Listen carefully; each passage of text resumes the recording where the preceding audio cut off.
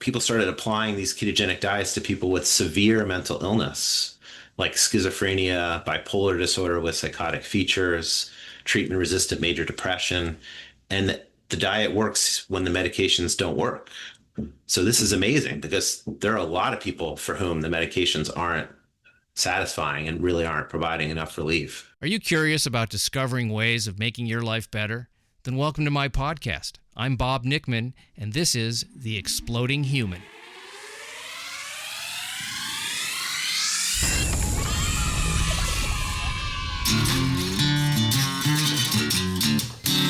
Listen in while I talk with all kinds of people in the fields of personal growth, health and healing, alternative therapies, psychology, spirituality, environment, and the future. I'm looking for those answers that make life better for everyone. You'll meet cutting-edge practitioners, doctors, artists, filmmakers, business people, and those who have overcome challenges. The brave, the curious, anyone who is out there helping us humans to explore, expand, and explode. Hey, welcome to The Exploding Human. My name is Bob Nickman. My guest today is Dr. Matt Bernstein, and we're going to be talking about the connection between nutrition and mental health, and how food can be a foundational tool for healing anxiety, depression, and other mental health issues. Dr. Bernstein is the CEO of a company called Accord, which is a residential treatment program, creating a more humane, healthy, and effective approach. We talk about how he works with patients to change their metabolism and reducing their medications. We're going to be talking about the ketogenic diet for mental health and how the ketones improve brain health. So let's jump into it. This is Dr. Matt Bernstein. Okay, Matt, it's great to meet you. We had just a brief chat before, but I think we're going to go ahead and just start talking about what you do. Sounds good. Looking forward to it. Well, let's just start with the idea of nutrition. And in terms of, and a lot of people don't think about this, you've heard you are what you eat, but also the aspects of mental health tied in with the type of food that you're eating. And I know you're a psychiatrist by training. So when did the food part come in as you were dealing with people with, mental health issues? Yeah, I've been doing the nutrition side of things for about 5 years. And I've been practicing for almost 25 years. So it's fairly new for me. And I would say nutrition is one of the most neglected aspects of care in all of medicine, and especially in psychiatry. There's very little focus on nutrition, and yet it's incredibly powerful, especially what we're going to end up talking about, which is a very specific kind of diet that's extremely powerful for healing the brain, more powerful than even the medications that I've been prescribing for 25 years. Yeah, there's a lot of talk about these different medications and how maybe they don't work as hoped. Let's put it that way. I'm trying to be a little more gentle about it. Yeah. Yeah, we can talk about the medications. I mean, I know a lot about them. I've been using them and, see what they can do and what they can't do. So if you want to get into that, we definitely can. Yeah, maybe a little bit. I have a little experience with it myself. But I just want to start with the nutrition piece because I'm going to just talk about myself for a second here. I had, and this is just one thing that I had to stop doing, which is sugar. And it's a very strong, it's sort of like cocaine, actually. It's white, powdery, and it alters your everything. It alters everything. Particularly for me, it was mood. Yeah. And some of the physical aspects, like it created for me bloating, teeth grinding, depression. Not severe, but enough where I was like, if I'd eat a lot of sugar, I wouldn't be very happy. And I had to actually stop doing it after, and struggled with stopping it because it tastes so damn good. Absolutely. But I noticed that I was very affected by, and that's just sugar. That's just one thing. There's other things too that create problems. Like a lot of people have, gluten allergies. So now you're creating an inflammatory allergic response in your body, which has an effect on your mental state. And these are sort of obvious ones that a lot of people talk about. So how did you even start to notice that it was food, or just even go for people? And then we can talk about some of the results too. I really got introduced to the food aspect in mental health when I learned about the power of ketogenic diets to not just treat another similar brain condition, epilepsy, but actually to reverse it, which has been known for over 100 years. They started using ketogenic diets in epilepsy at the Mayo Clinic in 1921, and they were very well regarded and Hmm. widely used for decades until people started getting enamored with the medications and people sort of forgot about the diet. The diet got revived in the epilepsy world, maybe about 30 years ago or so. Some money was put into research, and then people started opening up centers for ketogenic diets for epilepsy all around the country and around the world. And there's been major studies showing that it works in randomized controlled trials.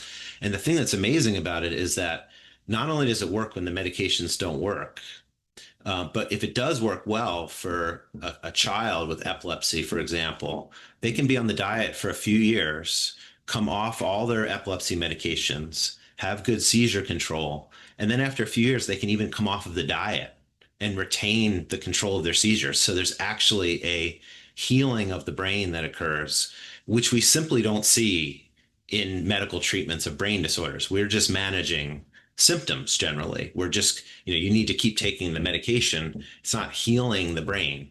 Whereas the diet actually seems to heal the brain in kids with epilepsy. That is remarkable. So I learned about that. And then I started learning about that people started applying these ketogenic diets to people with severe mental illness, like schizophrenia, bipolar disorder with psychotic features, treatment resistant major depression. And the diet works when the medications don't work. So this is amazing because there are a lot of people for whom the medications aren't satisfying and really aren't providing enough relief. So what that's telling me is that these things can be caused by an inflammatory condition in the brain, and it isn't some kind of necessarily, oh, you got some bad wiring, or you Right. know, We come up with all kinds of narratives and stories about what's going on with these mental illnesses. Bad wiring, you've got neurotransmitter imbalances, deficiencies of serotonin, or you've got too much dopamine. There's not a lot of evidence that all of that is accurate, actually. When you're in medical school, you take these courses in pathophysiology where you learn exactly what the disease process is for each disease, the mechanism, the physiology of it. Well, they get to mental health and there's very little science and a lot of hand waving because these are just, hypotheses. We don't have a lot of data for these neurotransmitter theories, really. And there's now different ways of looking at it. For example, as you said, elevated inflammation has been found in all these psychiatric conditions, elevated oxidative stress, and mitochondrial dysfunction in the brain, as well as insulin resistance in the brain. These are the mechanisms that which this diet really shines and really works. And those are all mechanisms that have really strong data for affecting the brain, causing neurological and psychiatric symptoms. I'm not sure if there were studies on this stuff, before our diet became so toxic as a nation, or particularly our nation. The SAD diet, it's a standard American diet that they call it. Yeah. And I don't know if there's statistics, pre that sort of thing happening, but I'm just going to say that when the food was cleaner and less processed, that people probably had less of these things. It just makes sense. It's a logic thing to me. And then you look at another aspect of it is, why do some people react this way and some don't? Yeah. Is it a genetic predisposition? Some people, let's say they don't process toxic metals very well. And so their exposure to, let's say, mercury for a dentist, those people might get sick and have depression and brain problems and brain fog and headaches. Whereas another dentist who's around the same amount of mercury fumes, nothing, because they process it in a different way. They can get rid of it. So that would make sense too with food. Yeah. It's true. What you say makes perfect sense in terms of how to think about this. People have genetic vulnerabilities, and then we develop this environment around us, that includes the food, but not just the food. It's the air we're breathing, the water we're drinking, all these toxins from pesticides and forever chemicals and plastics that are all around us and heavy metals. And it will manifest in different ways in different people depending on their genetics and, their psychology. But it can manifest from, a mental health disorder to a metabolic problem, chronic fatigue. Um, you know, I think the estimate these days is that, about 60% of American adults are chronically ill, 60. Well, it's depressing. And 93% have some kind of metabolic problem. So, and, a lot of this with the food, really did start in around the late 70s or 1980 or so when the food pyramid came out. That really caused a lot of problems. People are very focused these days on chemicals in food and ultra processed food. And, there's something to that, but actually the fundamental thing happened even before all of that. It happened when we told everyone to start eating, 60% of their calories from carbohydrates, and a good portion of that can be from sugar. And then, people became very addicted to sugar. As you pointed out, it's an incredibly addictive substance.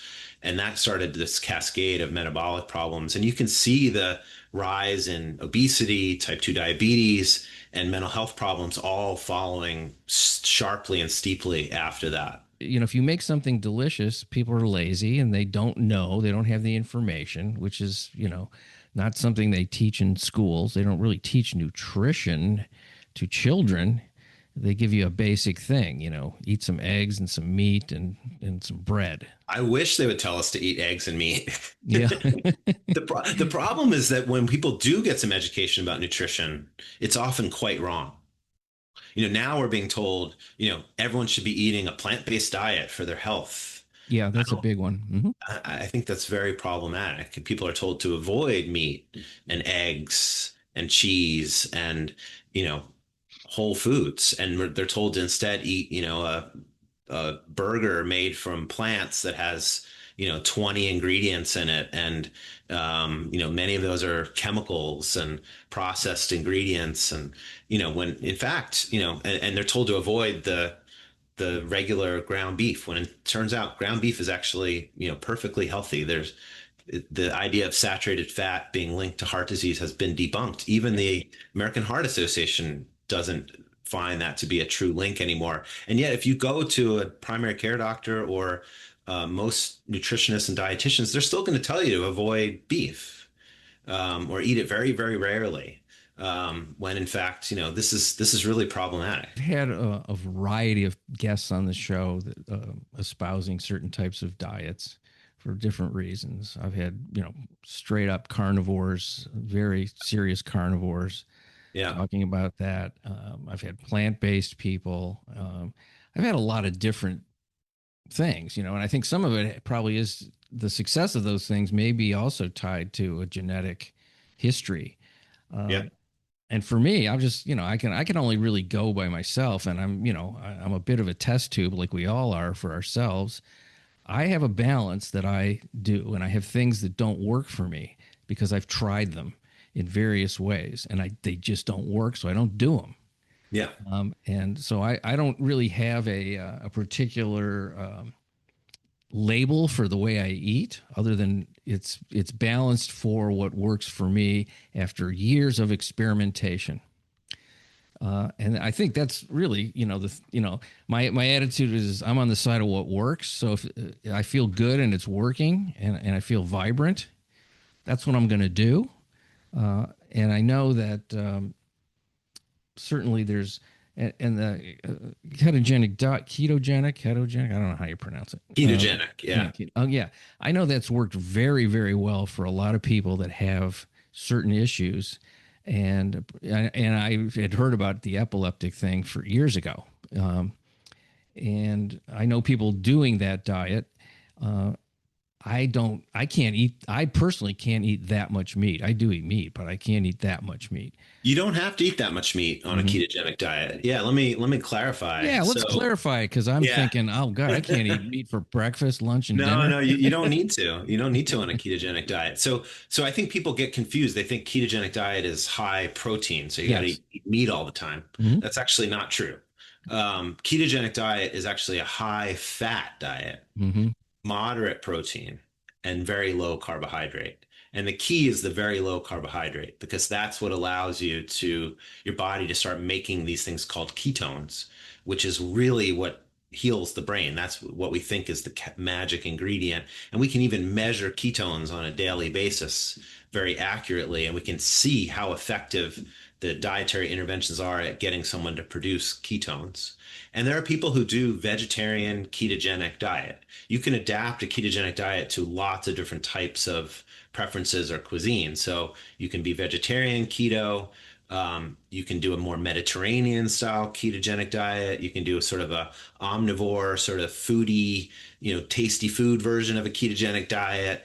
You could do one that's more meat based if that's what someone really wants. Um, and for some people, carnivore or very, heavy on the meat really helps them heal their gut. So there is a place for that, I think, but I'm Sure. not a fan necessarily of that, of doing it, forever. I do think there are some benefits of, things that come from the plant world. Fiber is controversial, but I think for a lot of people, fiber can be helpful. But certainly these micronutrients, minerals, and these polyphenols that are in the plant kingdom can actually enhance the benefits of a ketogenic diet. Um, so that's really important. So people have to think about high fat, moderate protein, low carbohydrate. And we can, get into a little more what that looks like if you're interested, but it's not, doesn't have to be meat all the time. Yeah, well, I know the brain likes fat. That's one of the That's right. things I've learned. I'm not afraid of fat, if it's the healthy kind. That's right. Yeah. If you're going to eat that much fat, you do have to focus on the quality of the fat that you're eating and, really avoid processed oils and unhealthy fats.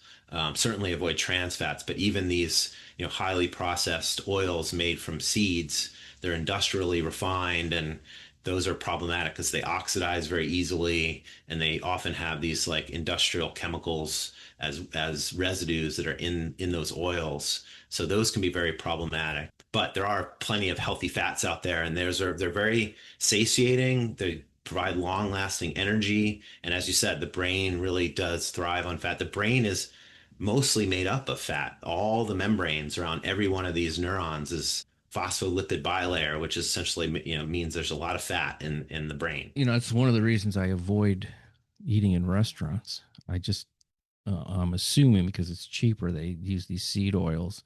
And now I'm actually, if I do eat in a restaurant, I sometimes I ask, but I can kind of taste it in some stuff, and I just can't eat it. Yeah, I think you really have to be careful and ask about what ingredients people are using. People think they're going to eat something healthy. They go to a restaurant, they get a big salad and a little bit of maybe some chicken or salmon, and all that's great. The vegetables are good, the protein's great, but then it's covered in a very unhealthy dressing that may be Yeah, filled with, these unhealthy oils and a bunch of sugar in the dressing.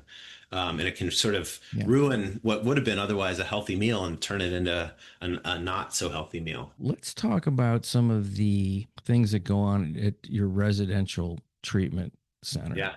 What's it called again? What's the name of it? It's called Accord. Accord. Okay. Yeah.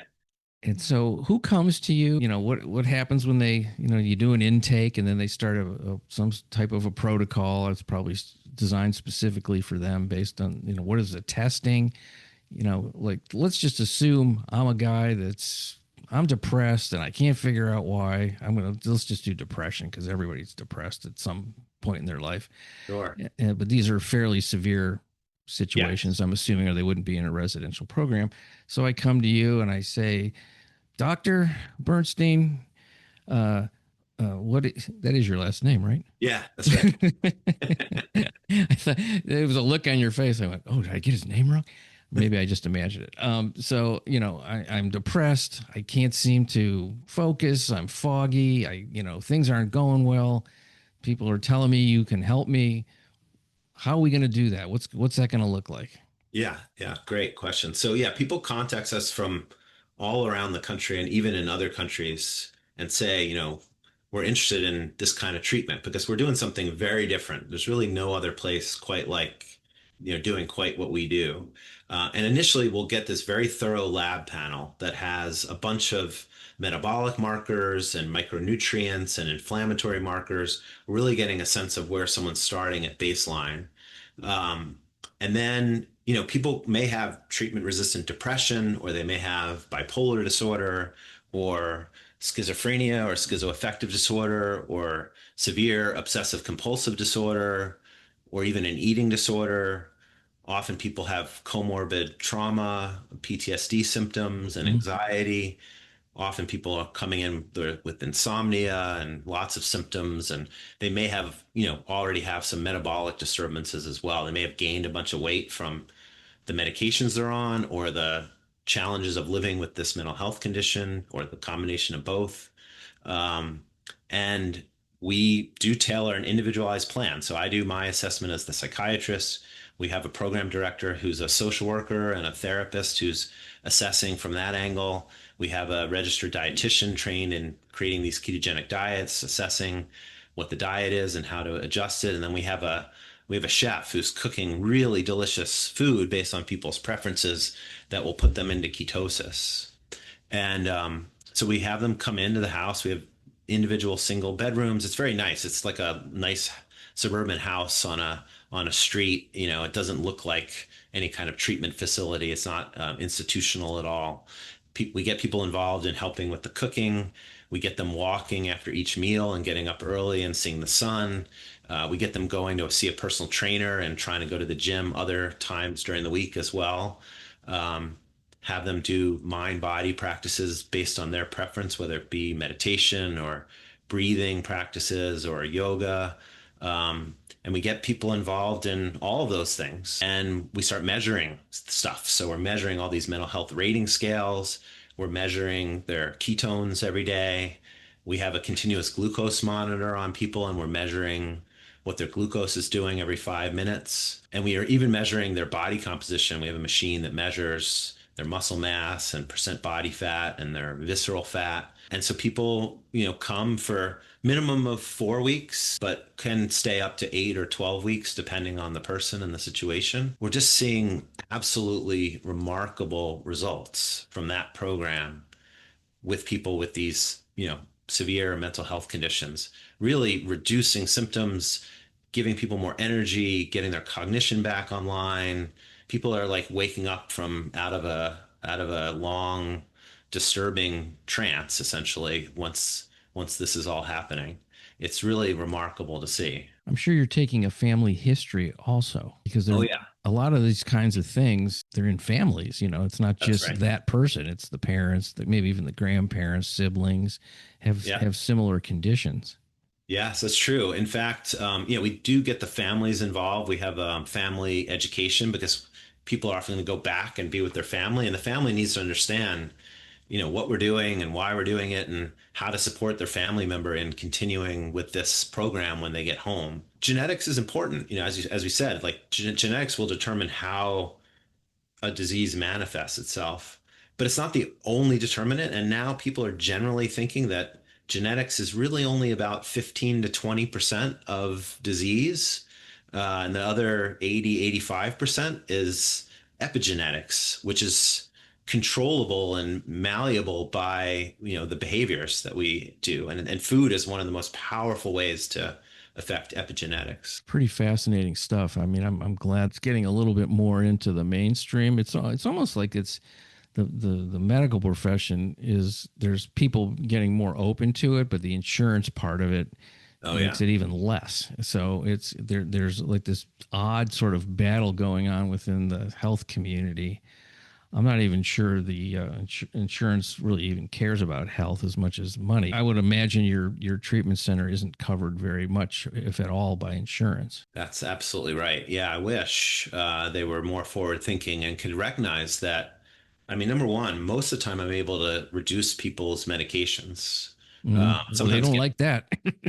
well, no, the insurance company should like that because they're paying for the medications They and they're should. off Well, these big medic. pharma doesn't like it. Let's put it Yeah, that big way. pharma doesn't like it, Yeah. but the insurance company should like it. They have to pay for these psychiatric medications when they're before they're generic are often incredibly expensive. And so they're constantly making new ones that are on patent and charging, who knows, 600, $900 a month for each medication. Some people are on 3 to 5 psychiatric medications at a time Mm, or yeah. more. So I'm able to reduce doses, get people sometimes off medications, and just get people feeling so much better. The reality is that if someone's now doing so much better, they should need less psychiatric care going forward. And this is potentially a way to people can manage their own condition without relying on these medications, without relying on such frequent care from professionals, ideally, and avoid, future hospitalizations, which are also extremely expensive for the insurance company. So, if a forward-thinking insurance company really took a look at this, they might say this might be worth it if they're thinking about the long term. The problem with insurance is they don't think about the long term. They just think about what their costs are for this year. And that's why we're always saying no to things that have maybe long term benefit. They're not going to cover because they don't own the care of that person for their whole lifetime. The people keep switching their insurance plans. So the insurance company only cares about the bottom line for this year. The best sort of example that, or the easiest for me to understand, was dental insurance or dental allowance, whatever you want to call it. They used to give you 2 cleanings a year, and now it's up to 3.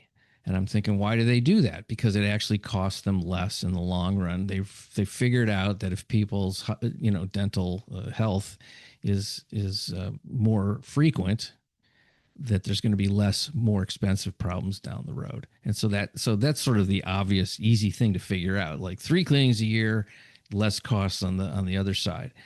And that is true, I think, of everything. It's like if you take care of problems, when they're smaller, you don't get bigger problems down the road.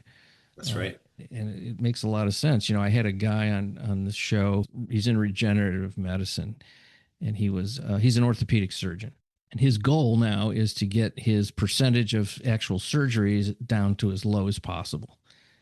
And he treats with stem cells and exosomes. Now, insurance doesn't pay for that, Right. but insurance pays for surgeries. But what do you think is more expensive? Yeah.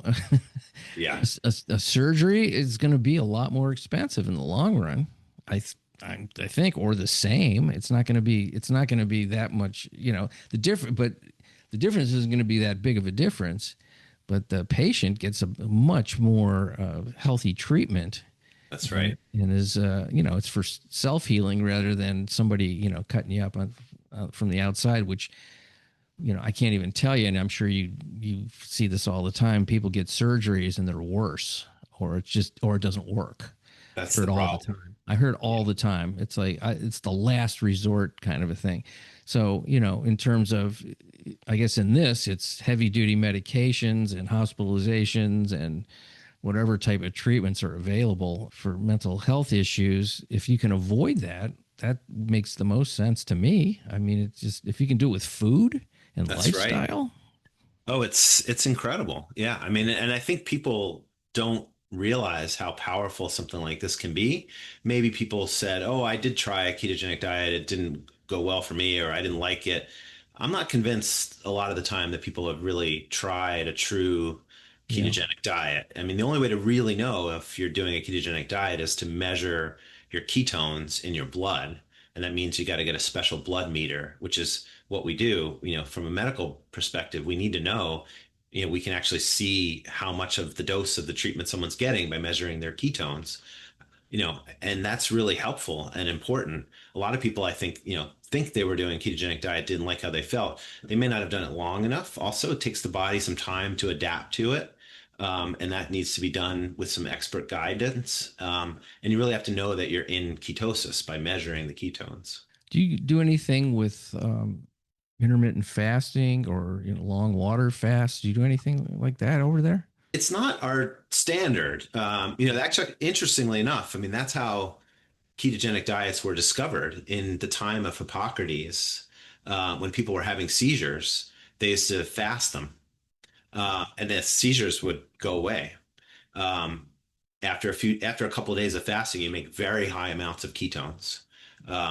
So it can be really effective in the short run. The problem is it's not a long-term strategy. You can't keep fasting. You need to eat to nourish yourself. It's a great treatment for, maybe, 4 or 5 days, but then those people would eat and everything would get problematic again. So generally, our focus is more on the ketogenic diet, although sometimes for some people, they can speed up their progress into ketosis by doing a little bit of fasting. So if someone's really gung ho and wants to get their ketone levels up quickly, Oh, okay. and they Hmm. don't mind it, we can do some time restricted eating, and then we add in this stuff called MCT oil, which is medium chain triglyceride oil, and that's a very ketogenic fat derived from coconut oil.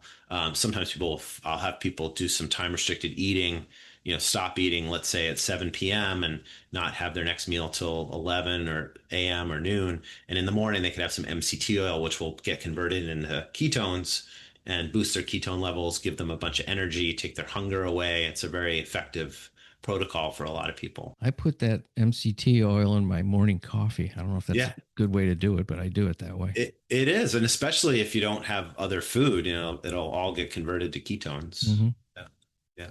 Yeah, it's kind of oily, but it's that's because Well, it's an oil. it's good. It's good. It's good to mix it in with oil and water don't mix. So something to blend in the Yeah. oil with the coffee. So sometimes people use butter for that. I personally prefer just a dollop of heavy cream that helps mix it in, and it's Hmm. really delicious. Oh, that butter coffee. It's called something bulletproof or Yeah, something. Oh, that's a I that's almost a threw brand. up the time I drank that. I was like, this is disgusting. And other people love it. I Yeah, don't know. you gotta develop a taste for it. But I think the heavy cream and the MC2 oil that's a good combo and makes a delicious drink. Can you give me one of your real great success stories? Because I know you got them. Oh yeah, Just somebody, sure. some situation where you were just like, oh my gosh, this is incredible. Someone who I've worked with for years. She's in her 40s, had a history with alcohol when she was younger, but got sober in her 20s, has been in AA for 20 years and has a good community there. Also, has a diagnosis of bipolar disorder. So meaning moods go up into mania, sometimes some paranoia with that, and then some severe depressions where it's hard to function, hard to get going, low energy. And she definitely developed a food addiction with sugar and carbohydrates and junk food. Interestingly, she had gone on one of these GLP-1 drugs, and had lost some weight, and was counseled by me and the doctor prescribing the medication, the GLP-1 medication, to clean up her diet and eat lower carbohydrate, towards ketogenic, not eat the sugar and the carbs. In the end, what she was doing was eating just very low amounts of high sugar, high carbohydrate foods, but just less because her appetite was less because of the GLP-1 medication. And her moods were really getting problematic, really affecting her ability to work. She does work actually as a therapist. Eventually, I convinced her to come and try the program. So she came in, went on the ketogenic diet. Her metabolic symptoms improved significantly, meaning um, she was much more energetic, no more brain fog, cognitively sharp, mood improved, started exercising, totally different outlook on life. And she basically said to me that, she had been suicidal for most of the last 25 years Oh, and said, this is the first time I actually want to live, in the last 25 years. And I actually can see a positive future for myself. Um, all from changing this to this diet and starting yeah. exercise. And, and she had, expert psychotherapy for many years. And, I was, prescribing medications to the best of my capacity, and she was working hard, and none of it was really working for her. And she switched over to this program, and, literally within 12 weeks, she was a different person. Oh, that's beautiful. Yeah. Wow, that must have felt great to see that. For her, obviously, but for you too. I mean, it's just an amazing thing that you can turn somebody's life around like that, or they can turn their life around.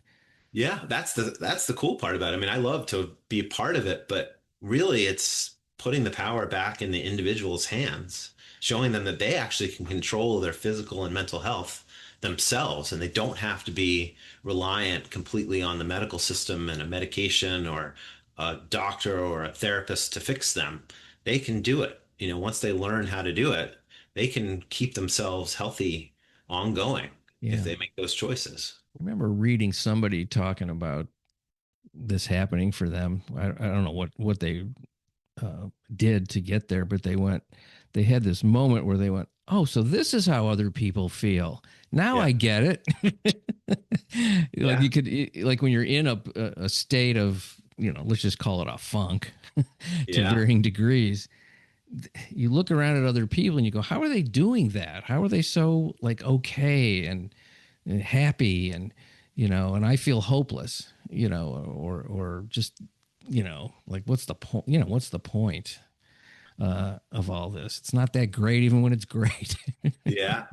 No, it's really true. I mean, I think there's so many people. I mean, so many people who are out there suffering and not able to function at the potential that they possibly could because of these kinds of issues. The combination of, metabolic disturbances and mental health issues that are all kind of interconnected. And they don't, and then it's just, go to get help, get told to take more pills, and it's just not helping them. There's just literally millions and millions of people out there in that boat. And I think that they all, could feel better. But we got to go against the tide here. We can't just keep doing the same old thing and expect different results. Yeah, I guess that's the definition of insanity, right? That's right. Wow, I'm really happy that you're doing this and that hopefully it'll catch on and these kinds of places can open other places around the country. Yeah, I love the idea of going somewhere, and I know people do it with health, just general health.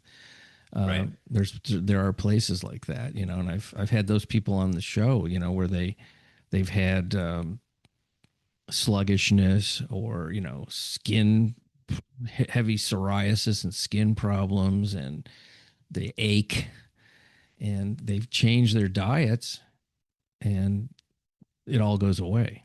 That's right. It's an amazing thing, and then they usually become advocates for this kind of thing, which is even better. That's right. So then you get, so I don't know what it's going to take to change the tide of our sort of epidemic unhealthiness, but I guess the desperation is sort of the gift in these things where people just go, I can't take it anymore. What can I do? I don't know what will change the whole culture around these issues. There's some things happening out in the, debate right now that, may be signs that things are changing a little bit, but ultimately people need to really think about taking matters into their own hands for themselves. You can't change everyone else. You can't change the entire food culture, but No. you Mm-mm. can take control over your own health. That's the most important message. And, it's not, you can get some benefits just by cleaning up your diet, just eating a whole foods diet and generally following that food pyramid. Mm-hmm.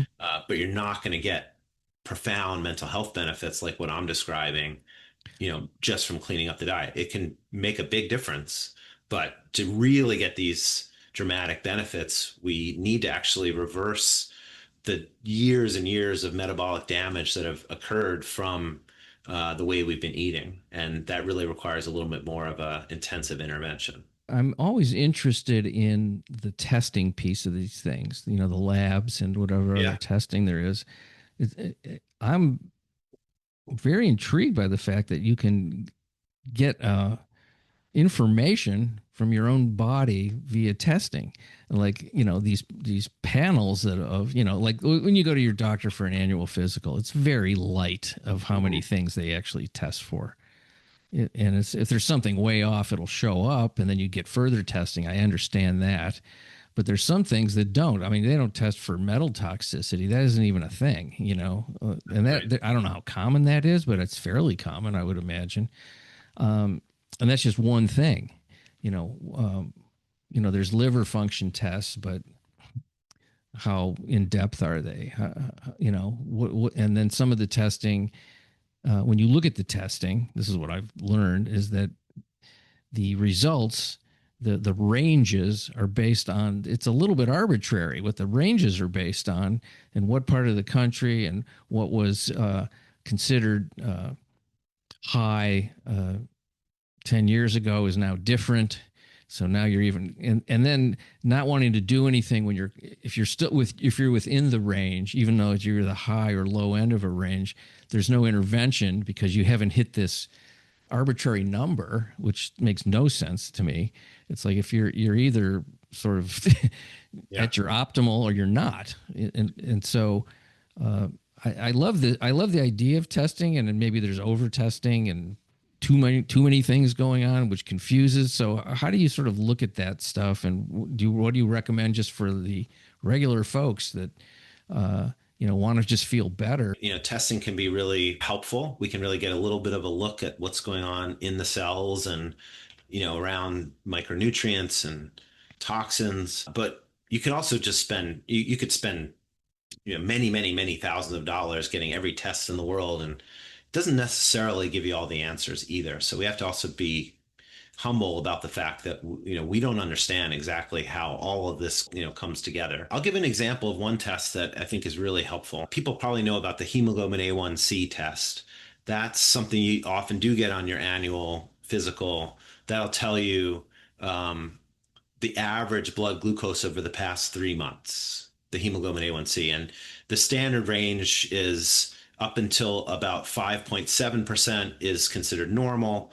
Between 5.7% and 6.5% is pre-diabetes. Above 6.5% is diabetes. But the reality is that that's a very late marker of having problems in your glucose and insulin resistance system. Someone who eventually gets pre-diabetes, they come back and, oh, my hemoglobin A1C was 6.1 and my doctor says I have pre-diabetes.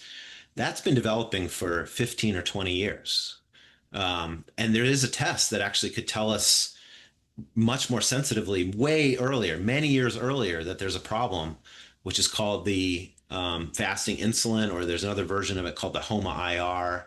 It's even more accurate. Essentially, that's telling us how much insulin resistance there is. And that can be really off. I've seen it be really off, and someone can still have a completely normal hemoglobin A1C. But that person will absolutely eventually develop prediabetes and diabetes because they've already developed this condition called insulin resistance. Why are we not checking for insulin resistance on an annual physical? We absolutely should be. It's not an expensive test, and we would actually let people know many years in advance that they're having problems eating too much carbohydrates and their body can't handle all those carbohydrates. And they would need to, cut down on their sugars and simple carbohydrates much earlier, exercise more, and they could prevent themselves from developing prediabetes, which, by the way, is, I don't know how much you know about this, but diabetes and prediabetes is an absolute epidemic in our country.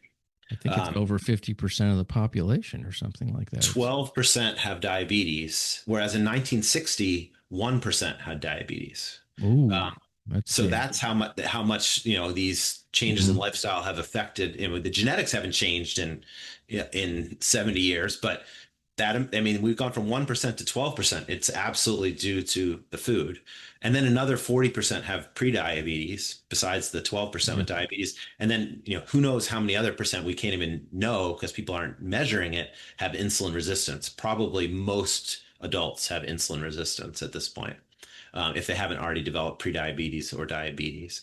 And low carbohydrate diets have been shown to reverse type 2 diabetes.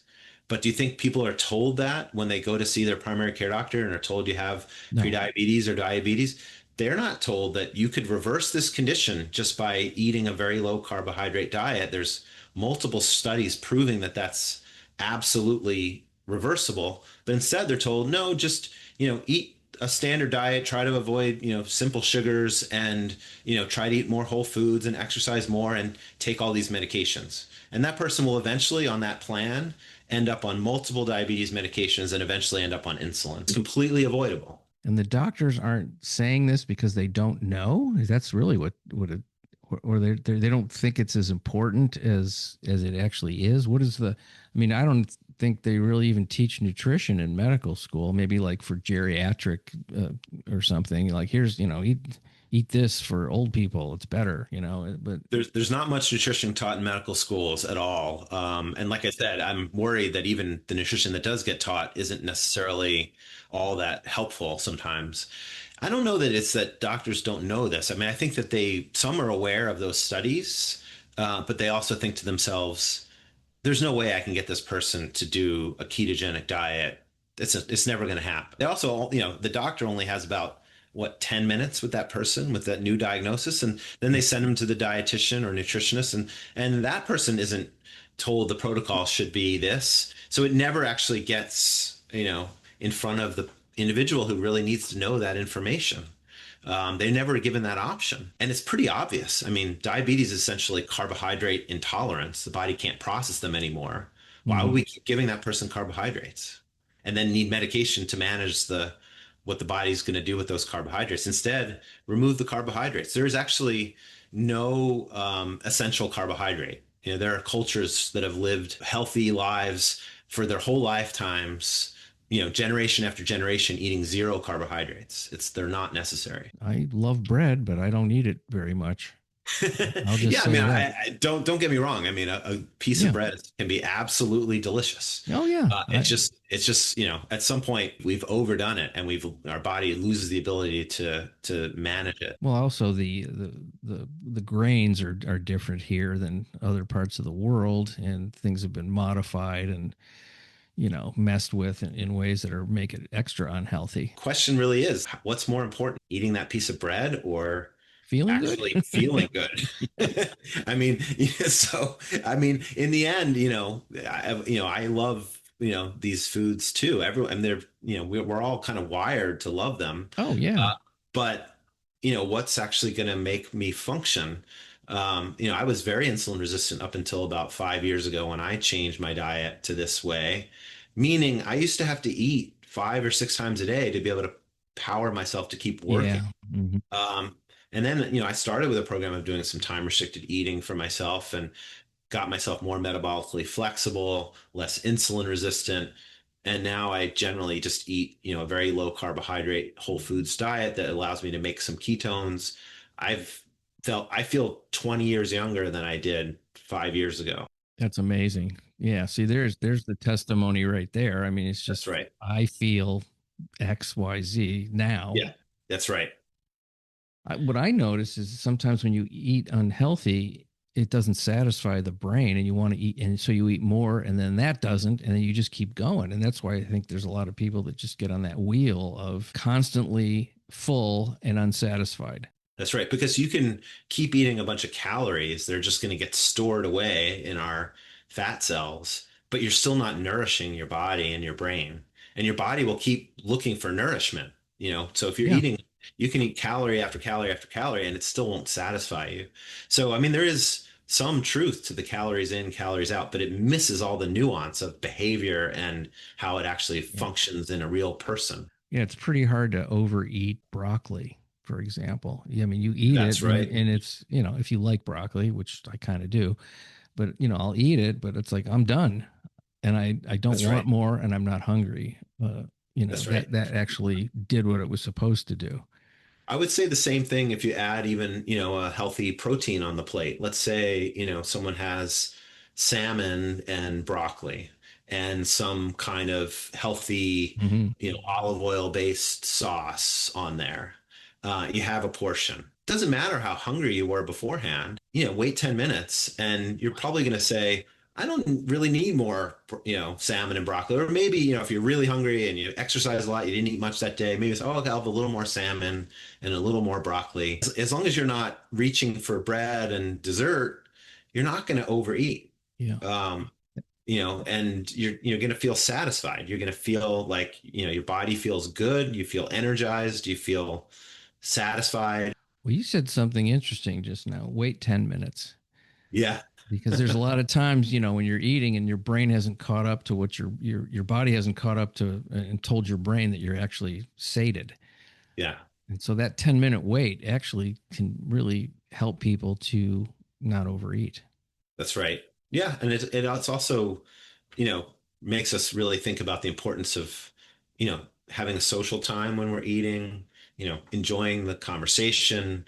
You're not going to eat so fast. You're going to Hmm. have time to actually feel how the food is hitting your digestive system, and and not necessarily be so focused on just shoveling in more of that really tasty stuff and looking for, I think a lot of people are using food to numb themselves. Great drug if you you know want to go to sleep. There's certain things you can eat that will oh just yeah. put you right or out. or just or just veg out, they, or just not feel feelings that they're having, feel their emotions. And certainly understandable. We were all taught to do this throughout our childhoods.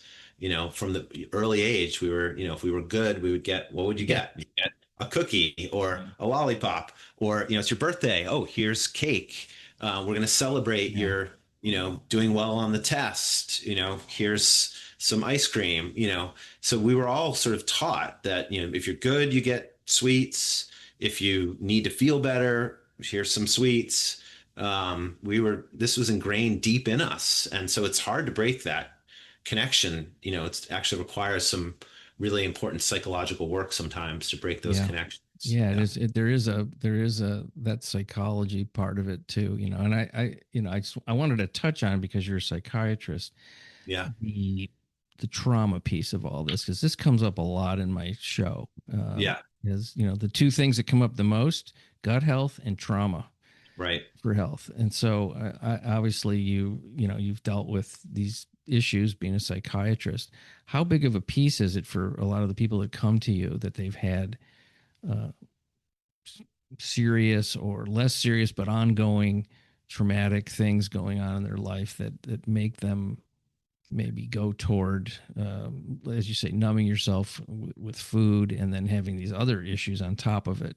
So the trauma affects the mental health, but then it also affects the eating, which affects the mental health. It's almost universal for people who come to me that either they've had some very significant childhood traumatic events, or adult traumatic events, or chronic ongoing serious stressors, and they're carrying around that trauma, or that stress in their bodies.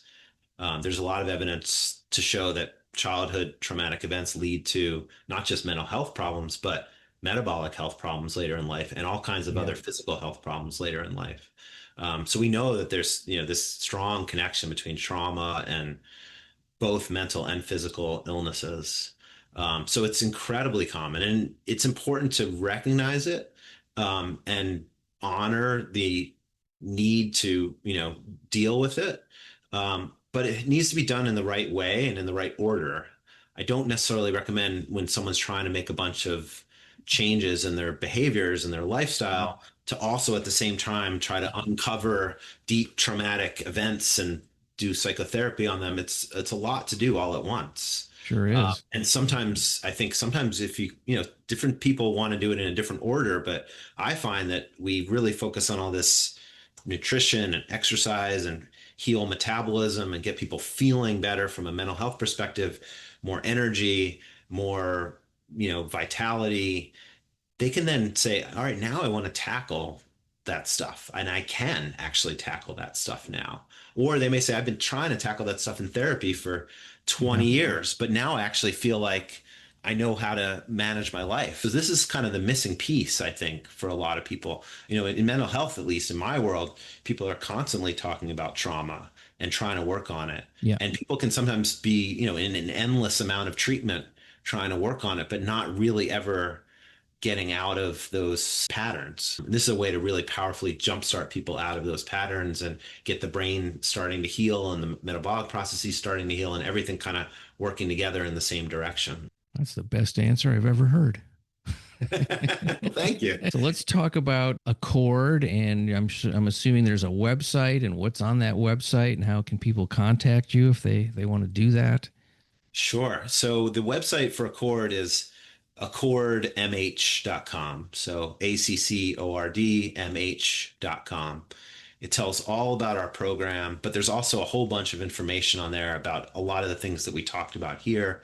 Oh, great. There's blogs, and there's actually a video lecture that I gave that goes through all the science and the medical data behind everything that I'm talking about, if people are interested in that.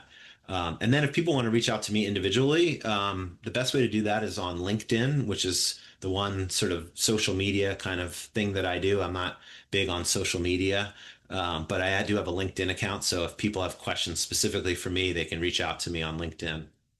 Great. Well, I love it. I didn't realize there was that much information on the website, so I'm going to have to check that out myself. Yeah. 'Cause I was thinking, oh, how do you, like I just as a, how do you start on this proper way to do a ketogenic diet? That would be of interest to me in particular. Yeah, we do have a lot of information on there. And there's one little section where we have some of our outcomes from, the first group of people that went through the program. And there's some really nice data there about how much improvement people had in their functionality and their metabolic processes, their lab work, and all these different types of improvements that we saw in that first set of people who came. So if people, are skeptical, I totally understand that. But we can show them some data on there as well about how it's working at Accord. And there's also, a lot of research out there in the scientific literature as well about the things that I'm talking about. Well, I really appreciate your time. What a great talk. It's such a pleasure to meet you and get all this great information. Thank you for having me. It's really been fun talking with you. Much appreciation for you folks listening to The Exploding Human. The website is theexplodinghuman.com. There's also a YouTube channel where you can listen. That is The Exploding Human with Bob Nickman. Once again, I want to thank Dr. Matt Bernstein for being on the show, and you can find out more at accordmh.com. Have a fantastic day. Thank you.